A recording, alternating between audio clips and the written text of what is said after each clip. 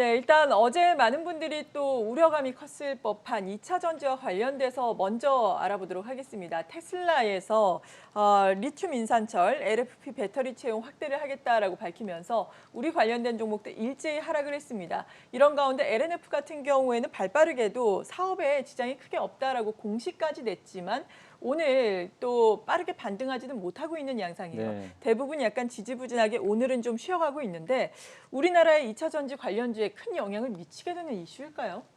일단 이게 사실은 그러니까 엄밀히 내용을 보면은 우리나라의 뭐 당장 악재는 아니거든요. 네. 사실 이제 그러니까 LFP 배터리라고 그러죠. 이게 이제 저가형 모델에 들어간다고 지금 나와 있는데 테슬라도 예전에 이제 기자회견에서도 언급을 했던 게 NCM 배터리는 에너지 밀도가 높기 때문에 이게 이제 주력 배터리로서는 계속 뭐 채택을 할 거라고 언급을 했었고요.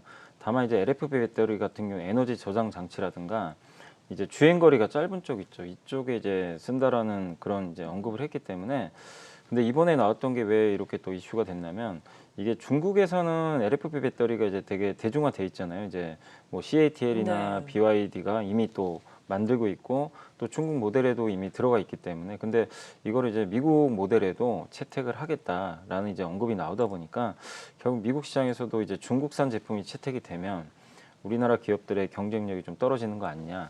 이런 좀 우려감이 컸던 것 같습니다. 근데 일단 저가형 모델에만 좀 한정적으로 좀 보고 있기 때문에 너무 우려하실 필요는 없을 것 같고요. 그리고 지금 사실 2차 전지 시장이 지금 엄청나게 커지고 있잖아요. 예, 그렇죠. 커지는 단계 아직 대중화까지는 좀 시간이 걸려요. 물론 뭐 유럽은 어느 정도 뭐 벌써 침투율이 20% 넘어가니까 조금씩 대중화 단계에 들어서고 있지만 미국은 아직은 그 시장 침투율이 5%도 안 되는 상황이거든요. 그래서 미국 시장이 아직 남아 있고 또 미국은 중국이나 유럽과 다르게 주행 거리가 정말 중요합니다. 이게 땅이 넓기 때문에 네.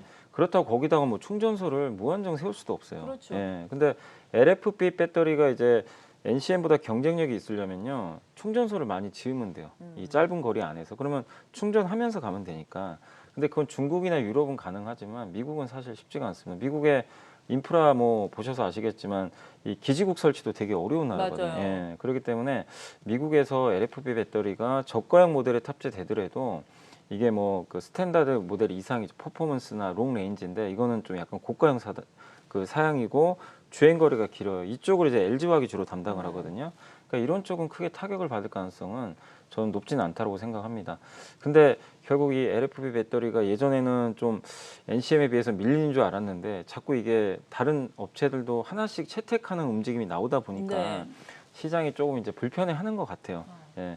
그렇지만 이거는 좀 하나의 노이즈라고 생각하시면 좋겠고, 근데 이제 그런 걸 떠나서 사실 뭐 에코프로 BM도 그렇고 LNF도 주가가 뭐 엄청나게 올랐잖아요. 그러니까 그렇죠. 고밸류에 대한 부담감인 것 때문인 것 같아요. 제가 봤을 때는. 그래서 노이즈가 생겼을 때 주가가 이미 많이 오른 기업들은 조그만 이제 뉴스에도 흔들릴 수밖에 없거든요. 그래서 어제는 그런 것들이 마치 그 울고 싶은데 좀 뺨 맞은 격으로 약간 좀 쉬고는 싶었는데 네. 공교롭게 그런 악재가 나오다 보니까 공매도까지 좀 겹쳐가지고 주가가 빠졌던 것 같습니다.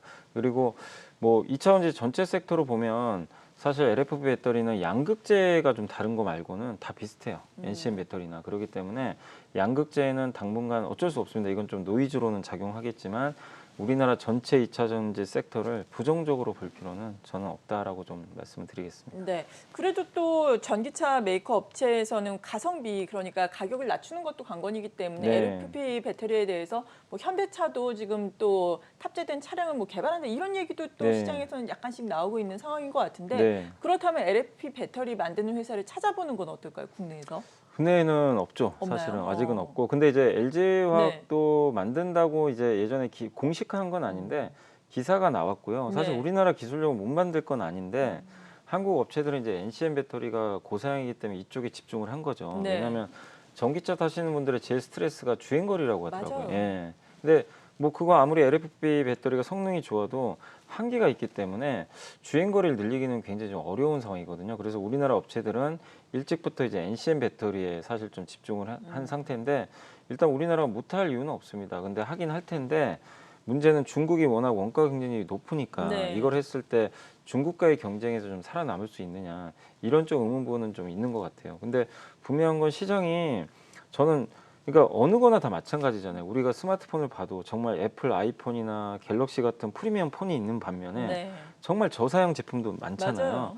그러니까 각각 다 기능들도 다르고 합리적인 소비하실 분은 뭐 가성비 좋은 거 쓰면 되는 거고 그 다음에 이제 뭐 대중적이고 약간 이제 비싼 모델 쓰실 분들은 비싼 거 쓰면 되는 건데 이 자동차도 마찬가지거든요. 어떻게 프리미엄만 나오고 좋은 것만 있을 수 있겠어요. 저사양 제품도 있는데 그거를 이제 테슬라는 중국 배터리를 이용해서 더 늘리겠다는 포부예요. 그러니까 이거는 사실 어떻게 보면은 완성차 업체들하고도 한번 직접 경쟁을 해보겠다. 왜냐하면 완성차 업체들이 잘하는 영역이 바로 이 중저가 시장이거든요. 그렇죠. 대량으로 만들잖아요. 그러니까 어떻게 보면 사실 현대차나 폭스바겐한테 더 부담스러울 수 있는 뉴스일 수도 있어요. 왜냐하면 직접 이 시장까지 아예 먹어버리려고 하는구나 이럴 수가 있는 건데 근데 2차 전지 업체들 입장에서는 그 지향하는 바가 다 다르잖아요. 그래서 우리나라는 NCM에 특화가 돼 있기 때문에 너무 그 부분에 대해서는 저는 걱정하실 필요는 저는 없다 이렇게 좀 말씀을 드리고 싶습니다. 네, 뭐 전기차 시장은 성장하고 있고 그리고 NCA 배터리 시장도 여전히 수요가 있을 것이기 네. 때문에 크게 걱정할 필요는 없다. 울고 싶은데 땀 맞은 격이다라고 분석을 네. 해주셨네요.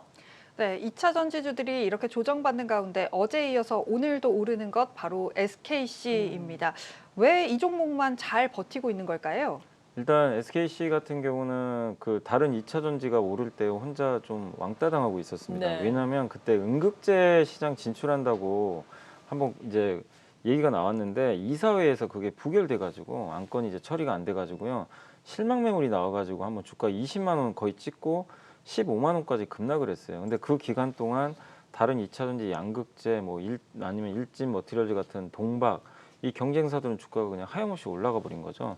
그래서 주가가 좀 차별화된 게 아닌가. 좀 미리 좀 약간 조정이 나왔기 때문에 가격 부담이 없었던 것 같고 그리고 LFP 배터리가 어제 이제 얘기가 나오면서 급락을 네. 했는데 음극재하고요 분리막 전해질 같은 경우는 아무런 영향이 없어요. 사실은 똑같습니다. 예, 그러니까 양극재만 바뀌는 거거든요. 그러니까 음극재 회사들이 굳이 빠질 이유가 전혀 없는 거고 특히 SKC 같은 경우는 동박에서 이제 앞으로 세계 1등이 될 가능성이 굉장히 높은 상황이기 때문에 오히려 그런 점들이 또 부각이 돼가지고 일단 시장에서 더 주목을 받았던 것 같아요. 그리고 어제 실리콘 음극재 만드는 그 대주전자재료 네. 이 회사는 테슬라도 언급을 했던 게 뭐냐면은 양극재를 더 이상 이제 그 높은 퍼포먼스를 내기 좀 어려울 정도로 양극재는 기술이 이미 다 발달을 했다. 그러니까 니켈 비중이 90%인데 이걸 올리면 올릴수록 밀도가 더 올라가서 주행거리가 올라가요. 근데 문제는 너무 올리면 화재 사고가 많이 발생합니다. 그래서 한계에 왔다고 인지를 하고 음극재를 이제 기술 개발하겠다. 그 음극재가 흑연이 들어가거든요. 네. 근데 거기에 흑연 말고 이제 흑연 들어간데 일부를 실리콘을 넣어버려요. 그러면은 주행 성능이 굉장히 좋아진다고 하더라고요. 이제 그걸 하는 회사가 실제로 대주전자재료입니다. 네. 그래서 어제 안 빠졌어요.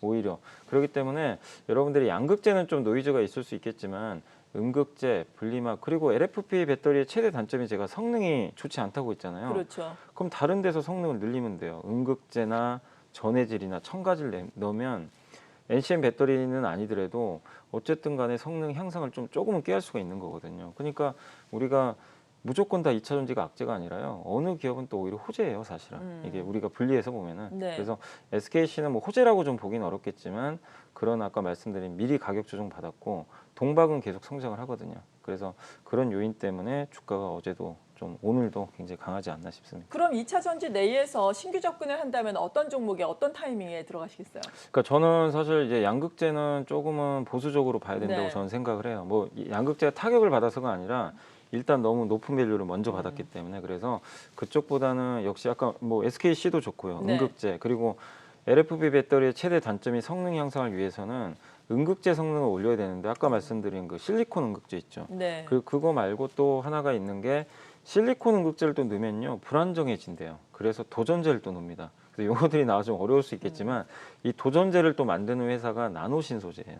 이런 기업들은 오히려 수혜를 많이 받아요. 그리고 그 전해질에서 첨보 같은 기업도 괜찮습니다. 예. 첨보가 전해질을 여러 개를 만드는데 그걸 넣으면 뭐 수명이나 성능 향상을 되는 그런 그 첨가제들이 많이 있어요. 그런 것들을 또 첨보가 국산화해가지고 굉장히 지금 좋은 제품들을 만들어내기 때문에 그런 쪽에 관련된 기업들은 계속 좀 관심을 가져보시면 좋을 것 같습니다. 네. 그리고 어제 시간의 거래에서부터 오늘 장 개장까지 관심이 컸던 것이 또 우주항공 아니겠습니까? 네. 시간의 거래에서 일제히 급등을 했다가 위성 궤도에 올려놓지 못했다라는 소식으로 인해서 오늘 약간 좌불안석이었는데 시초가 대비해서도 지금 낙폭을 제법 키우고 있거든요. 네. 뭐 AP 위성 7%, 캔코아 에어로스페이스도 역시나 7%, 세트레가이도 6%대 내림세인데 사실 뭐 추세도 좋지 않잖아요. 이들 종목들은 좀 관심권에서 멀리 둬야 될까요? 어떻습니까? 일단 이제 이 기업들이 그 우주항공으로 인해서 요즘은 그렇게 많이 오른 건 아니었는데 올해 연초부터 주가가 사실 많이 올랐었어요. 그렇죠. 예, 특히 이제 뭐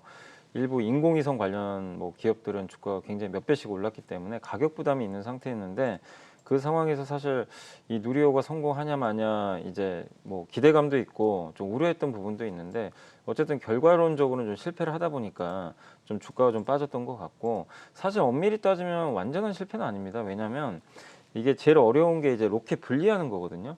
이건 다 성공을 했는데 네. 마지막에 이제 인공위성을 이제 재궤도에 올리는 게 그게 약간 3단에서 약간 문제가 좀 일부 있었나 보더라고요. 그래서 그 추진력을 얻지 못해가지고 맞아요. 예, 그래서 재궤도에 못 올랐지만 그건 충분히 저는 나중에 또 수정할 수 있다고 좀 보고 있고 그러니까 큰 산은 넘었어요. 어쨌든 로켓 발사 분리까지 성공을 했기 때문에 이게 가장 어려운 거거든요. 그걸 해냈다는 측면에서 저는 정말 역사적인 한 획을 그었다라고 저도 개인적으로는 좀 보고 있고 그리고 내년 5월에 또 합니다.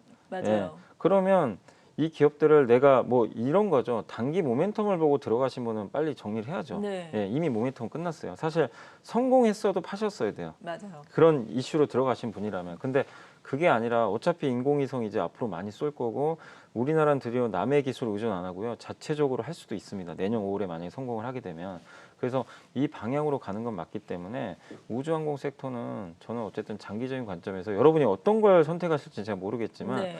또 이렇게 급락하면 기회 같고요. 이게 없어지는 게 아니잖아요. 어떤 걸 선택하시겠어요? 저는 방산주죠, 당연히. 예, 그러니까 왜냐하면 4대 방산주가 어쨌든 가장 기본적으로 돈을 잘 벌잖아요. 거기서 우주까지 붙었기 때문에 그래서 이번 뭐 하나그룹도 있을 거고 네. 그다음에 한국항공우주 이런 기업들은 밸류도 그렇게 비싸진 않더라고요. 그래서 오늘 좀 많이들 빠지는데 너무 실망하지 마시고 길게 보시는 분들이라면 기회가 다시 한번 왔다 이렇게 저는 말씀드리겠습니다. 네, 우주 항공주에 대해서 도움 말씀을 주셨습니다.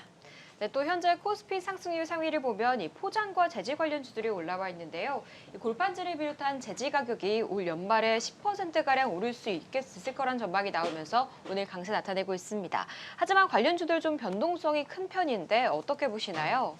이게 골판지주들이 전통적으로 되게 저평가돼 있어요. 네. 항상 매년 보면요 주가가 정말 쌉니다. 싼데 움직이는 거는 마치 그 테마주처럼 너무 이게 맞아요. 급등락이 되게 심해요. 좀 물론 이제 가벼워서 그런 것도 있는데 일단 기본적으로 펀더멘털도 다 괜찮고 하니까 저는 뭐 중장기적으로는 골판지 가격이 뭐 그렇다고 해서 꺾일 이유도 별로 없기 때문에 괜찮긴 보는데 다만 이게 이 골판지라는 게 택배 수요와 좀 밀접하게 연동이 되다 보니까 네.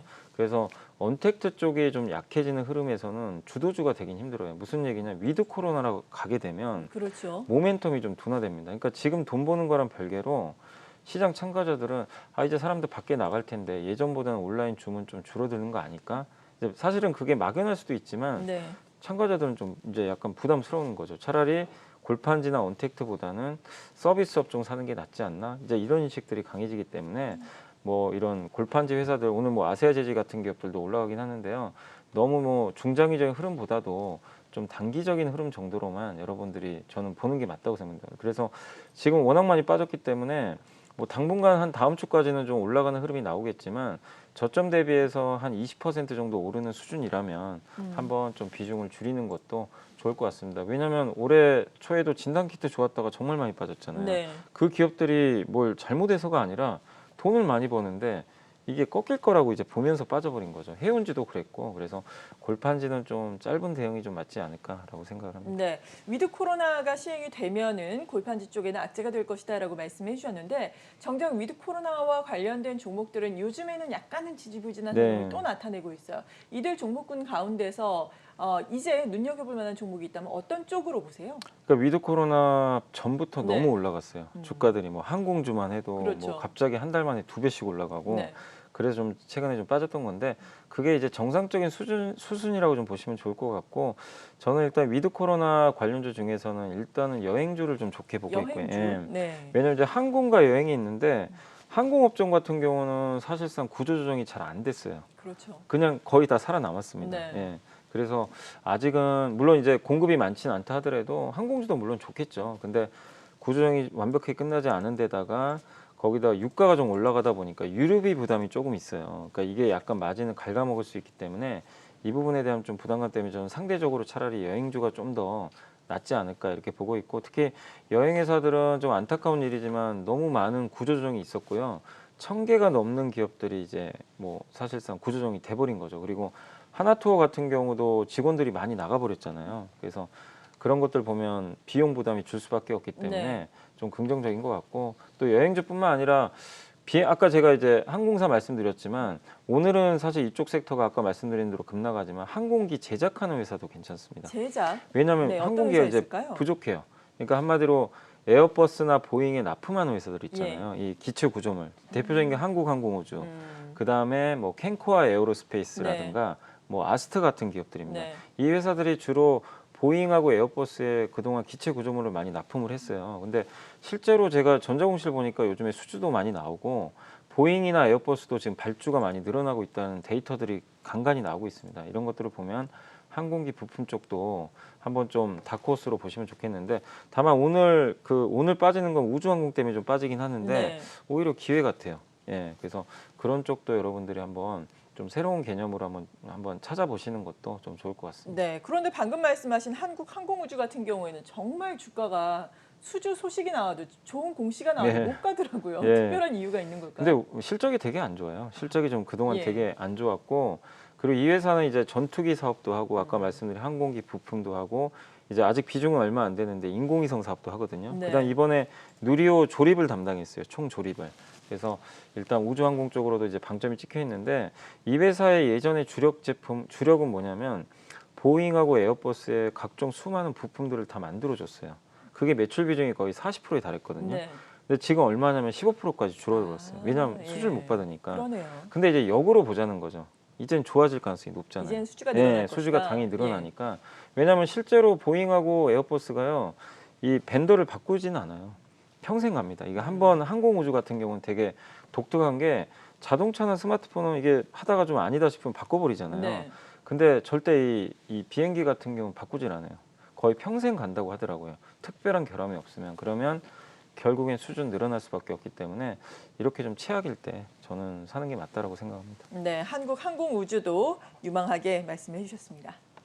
네, 시장의 하나의 컨셉으로 이제는 메타버스가 자리를 잡는 것 같습니다. 현재 맥스트, 알체라 같은 종목들 급등세 이어가고 있는데요. 최근에 이 메타버스 산업 뭐 이야기만 붙으면 잘 가고 있는데 이 시장의 컨셉 더 갈 수 있을까요? 이게 왜냐면 이제 이게 물론 업종도 좋아요. 업황도 좋고 요즘에 컨텐츠가 정말 대세잖아요. 네. 뭐 오징어 게임부터 시작을 해가지고 뭐 게임 또 메타버스 거기다가 여러 가지 이제 뭐 엔터사까지 겹쳐가지고 정말 하나의 이제 카테고리로 정말 지금 시총들이 좀 커지고 있는 게 사실인데, 이 메타버스의 성장에 대해서는 누군도 의심을 안 할 거고, 지금 페이스북이 이번에 그 주커버그도 얘기를 한 것처럼 이름까지 바꾸겠다고 했잖아요. 네. 호라이즌으로 바꾸려고 맞아요. 하는 것 같은데, 우리는 메타버스 회사다. 그러니까 세계 최대 빅테크 회사 중에 하나가 메타버스를 그냥 선언을 해버렸어요. 가는 거고, 우리나라에 또 네이버 같은 기업이 제페토 이용해서 지금 굉장히 고성장을 하고 있는데, 이거 하나의 트렌드라고 보시면 좋을 것 같습니다. 나중에 모르죠. 뭐 이 방송도 메타버스로 할 수도 있을 그럴 거고, 수도 있죠. 충분히 저도 가능하다고 보는데, 네. 그러니까 메타버스는 이제 뗄래야 뗄 수 없는 관계로 이제 가는 것 같아요. 근데 그런 상황에서 우리나라 또 소프트웨어 경쟁력들이 있으니까 뭐 자이언트 스텝이라든가 맥스트 같은 기업들이 계속 급부상을 하는데, 다만 항상 말씀드리지만 주가가 많이 오른 건 사실입니다. 네. 그래서 항상 그렇지만 밸류 부담이 있으면 조그만 악재도 흔들릴 수 있으니까 절대 추격은 하지 마시고, 다만 그런 좋은 기업들을 잘 선점하셨으면 항상 많은 분들이 이제 큰 수익을 못 내는 게 중간에 그냥 팔아버려요. 맞아요. 오를 때. 근데 이거는 되는 섹터잖아요. 그래서 그러니까 한 가지 당부드리고 싶은 거는 매 분기 실적 발표를 하잖아요. 네. 거기서 실적 이제 발표하고 나서 설명회를 할 텐데, 그때 뭔가 좀 앞으로 사업을 봤을 때 경쟁력이 떨어진다라거나 안 좋은 그런 분위기가 감지가 됐을 때 그때는 좀 탈출하셔도 되겠지만 굳이 그런 게 아니고 실적도 꾸준하다면 그냥 계속 가져가는 게 저는 맞다고 생각하거든요. 네. 그래서 매분기 실적만 좀 잘 체크를 하시면서 업데이트를 하시면 좋겠고, 그다음에 지금 여기서 뭐 거의 한국 기업들 위주로 말씀드리지만 저는 개인적으로 메타버스 하면은 미국의 유니티라는 기업도 꼭 말씀을 드리고 싶어요. 그 기업 같은 경우도 메타버스나 이런 게임 엔진 전 세계 거의 70% 거의 점유율을 차지할 정도로 독점적인데, 메타버스 이 가상세계 구현하려면 엔진이 있어야 되거든요. 근데 그 회사 엔진이 또 없으면 또 안 되기 때문에, 그러니까 그런 쪽으로도 여러분들이 그 영역을 넓히셔가지고 한번 보시는 것도 좀 좋을 것 같습니다. 네. 투자자들의 가장 큰 또 실패 요인이 수익은 짧게 가져가고 네, 너무- 또 손실은 길게 가져가는 거잖아요. 아까워서 네. 수익을 좀 길게 가져가 보자라고 언급을 해주셨네요. 네, SK텔레콤 상승세가 눈에 띄고 있습니다. 뭐 메타버스로도 묶일 수 있고요. 고배당주로도 묶일 수 있고 또 26일부터는 거래 정지에 들어가게 됩니다. 거래 정지 전에 매수세가 좀 몰리는 것 같은데 어떻게 보고 계신가요? 네, 저는 개인적으로 되게 좀 좋게 보고 있는 기업 중에 하나고요. 네. 통신사 전체적으로 다 좋습니다. 왜냐하면 예전에는 통신주가 그냥 통신만 했지만 이제는 비통신 사업이 많이 늘어나잖아요. SK텔레콤도 뭐 밑에 11번가도 있고 원스토어도 있고 여러 가지 사업들을 하고 있고, KT도 마찬가지죠. 뭐 스튜디오 진이라든가 다양한 미디어 컨텐츠 사업으로 영역을 확장하니까 저는 옛날 논리로 이제 그 통신주를 봐서는 안 된다라고 좀 생각을 하고 있습니다. 그리고 SK텔레콤은 다음 주부터 이벤트가 있는 게 거래가 정지가 될 텐데 회사 두 개로 이제 나눠지게 되잖아요. 네. 근데 저는 사실은 우리나라 이런 좀 대주주들이 정말 인적 분할은 좀 해도 좋다고 생각을 해요. 근데 제발 물적 분할은 좀 안 했으면 좋겠어요. 왜냐하면 주주 피해가 너무 크니까. 네. 근데 어쨌든 다행히 SK텔레콤은 인적 분할을 했잖아요. 그래서 이게 인적 분할을 하면 왜 좋냐면은 숨겨져 있는 그 자회사 가치가 더 부상이 되고요. 거기다가 주주가 선택할 수 있어요. 두 개를 내가 동시에 가지니까 내가 마음에 드는 거 하나만 가져도 되고 둘 다 마음에 들면 둘 다 가져가면 돼요. 그러니까 이 회사는 이제 두 개로 나눠지는데 하나는 통신사, 하나는 지주사가 돼요. 네. 그게 이름이 SK 스퀘어잖아요. 그래서 SK텔레콤 통신사는 지금 시총에서 크게 뭐 상승 여력이 있거나 그런 건 아닌데 내가 배당을 원한다. 그러면 SK텔레콤 연말까지 그냥 가져가면 돼요. 그렇죠. 통신사를. 배당도 받고. 근데 SK 스퀘어는 지주사인데 지주사는 보통 할인 들어가잖아요. 네. 근데 그거 감안해도 주가 비싸지 않습니다. 일단 SK 하이닉스가 있고요.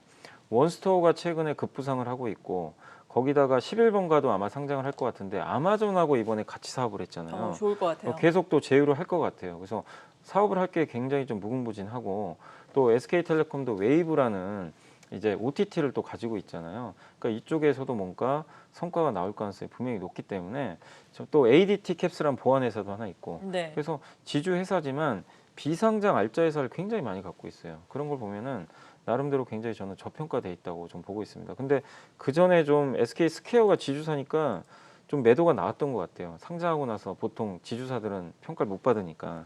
근데 그런 것들은 충분히 반영됐고, 저는 분할 후에 좀 좋은 주가 흐름이 좀 나오지 않을까 예상을 하고 있어서 지금도 좀 긍정적으로 바라보고 있습니다. 네, SK텔레콤까지 들어봤고요. 또 실적 발표를 앞둔 기업들에 대해서 자세하게 실적 전망 알아볼까요?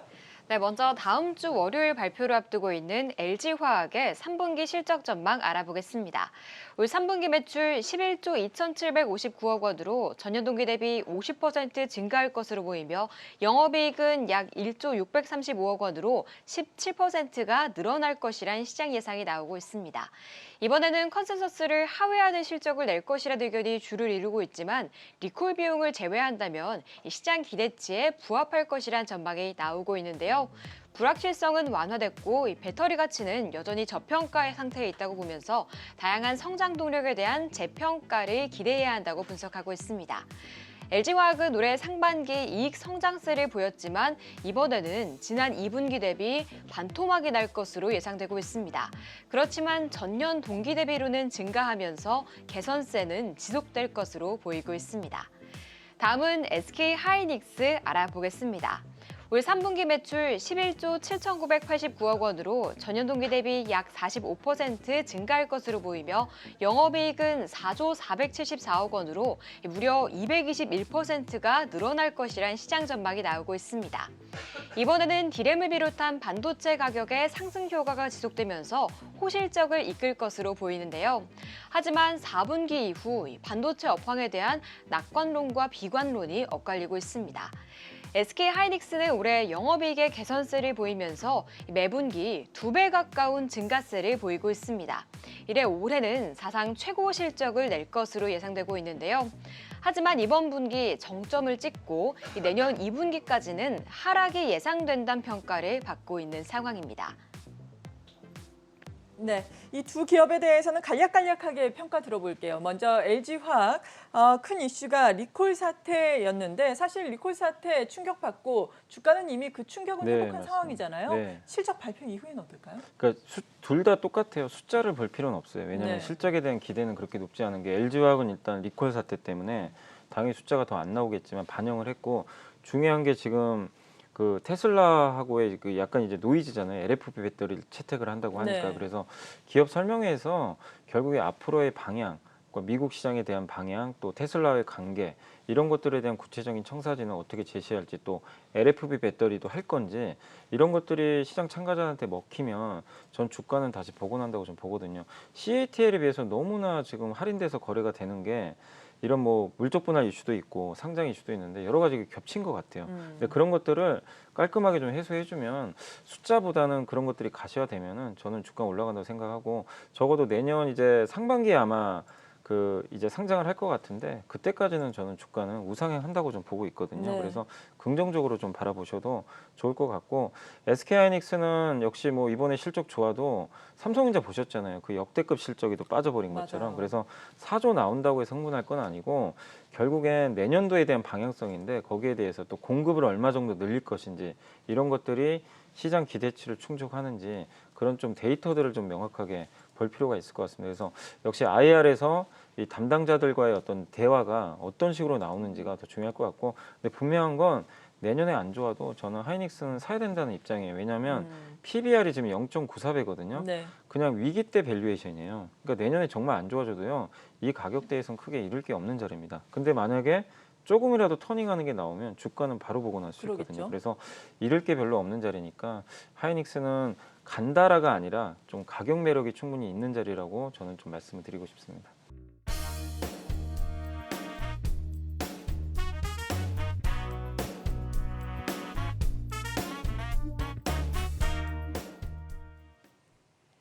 네, 시각 공략주 염승환 이사의 공략주 만나보도록 하죠.